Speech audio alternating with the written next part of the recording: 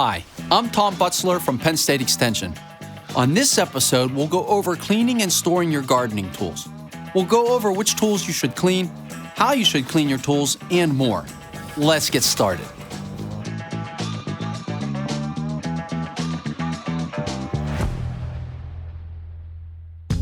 As we enter the winter months, now is a good time to do some maintenance on your gardening tools, but they really should be cleaned after each use as it will remove potential disease. This is especially the case when pruning diseased or rotting parts of plants.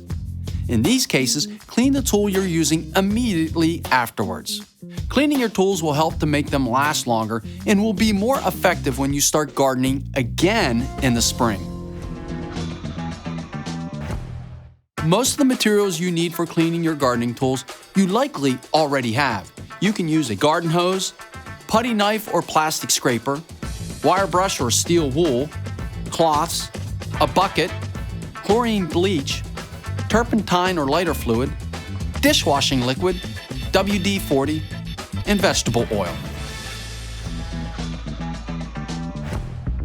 After you are done pruning off diseased or rotting parts of a plant, clean your tool immediately afterwards to prevent spreading disease to other plants.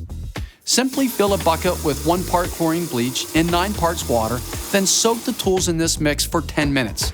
Then wipe dry.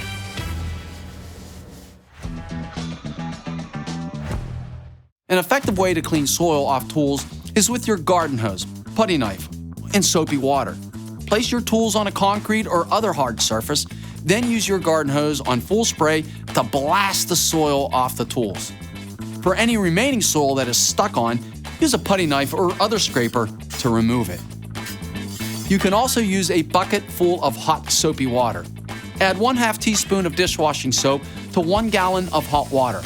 After removing the heavy soil off the tools, place them in the soapy water and let them soak for 15 to 20 minutes.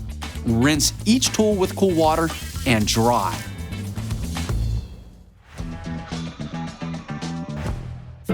You should inspect your tools for signs of rust and remove the rust if present.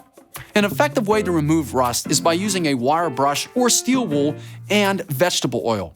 Coat the tool lightly with vegetable oil, which will aid in removing the rust. Then scrub with a wire brush or steel wool. If your tools seem to have a sticky substance on them, it may be sap or insect residue. To remove this residue, dip a cloth in a little bit of turpentine or lighter fluid. Most department stores will also have residue cleaning products you can use. Wipe the tool down until the sticky substance is removed. It's a good practice to disinfect your garden tools before storing them. As mentioned earlier, you can disinfect your tools by mixing 1 part chlorine bleach and 9 parts water in a bucket, soaking your tools in the water mixture for 10 minutes, then drying completely with a cloth. Another similar mixture is 2 cups of chlorine bleach per 1 gallon of water. It's best to return tools to your storage area after each use and cleaning so that they stay dry and rust-free. For tools that you'll store away during the winter, such as trowels and other hand tools, you can keep them in a sand and vegetable oil mix to prevent rusting.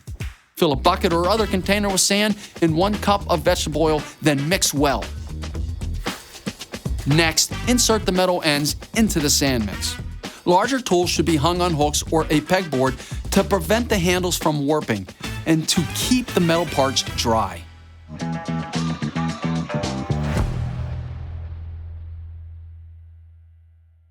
Videos like this are made possible by support from viewers like you. If you enjoyed this video, visit WPSU.org to become a member today and help us create more content like this.